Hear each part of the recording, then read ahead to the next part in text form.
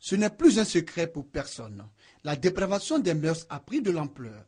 Ce phénomène inquiétant, auquel s'adonnent de plus en plus de jeunes dont l'âge varie entre 14 et 24 ans, est critiqué. Le fait de s'adonner à des actes sexuels dans la rue, c'est très choquant. Nous vivons avec des jeunes, des enfants. On ne peut pas se permettre de faire ce genre de choses. La nuit, on observe, on voit des personnes en train de faire l'amour. Moi, je pense que c'est lié à l'éducation.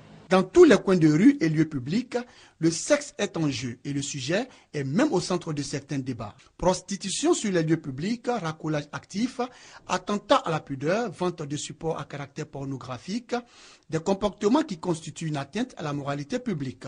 Un fléau combattu par la brigade mondaine, le service de police qui a compétence à lutter contre ces agissements néfastes pour la société. Disons parrain. Comment vous me recevez?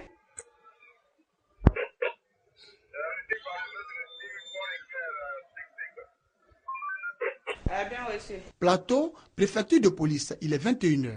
Le commissaire principal de police, Yvonne Oulaï, commandant de la brigade mondaine et ses éléments, s'active. Au programme ce soir, une intervention qualifiée d'exceptionnelle. Nous avons eu une information que nous avons exploitée. Oui, depuis quelques jours, on a eu connaissance de l'existence d'un marché. Un marché un peu spécial, le marché des sexes. Les sites ciblés, quartier Bel Air de Yopougon, rue des Princes, voie express de l'Institut des aveugles et bien d'autres quartiers et ruelles de la commune appelés dans le jargon les marchés de sexe. Restez à l'écoute des officiers. Ils ont des instructions complémentaires. Sam. On ira sur le terrain et dès qu'on te voit dans une situation pas normale, on t'interpelle. Nous sommes prêts à exécuter toutes les missions que la police nous confie.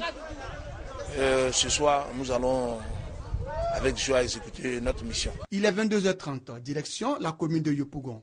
Les policiers sont à la chasse. Prostituées, proxénètes sont interpellés. Allons-y, on se reçoit par là-bas.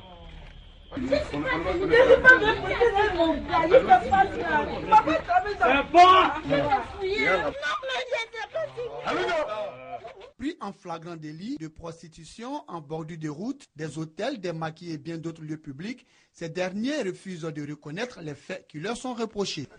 J'étais assis dans le maquis et puis ils sont venus me prendre. En temps normal, là, ça ne se fait pas. Après plus d'une heure de tractation, ce sont 40 jeunes filles et 6 jeunes hommes qui sont conduits à la préfecture de police où ils répondront de leurs actes. Je m'en trouvais dans le couloir, je suis sorti avec une fille. Je ne suis pas dedans. Il faut les m'attraper. Ces filles-là sont des prostituées. Moi, je ne suis pas une prostituée.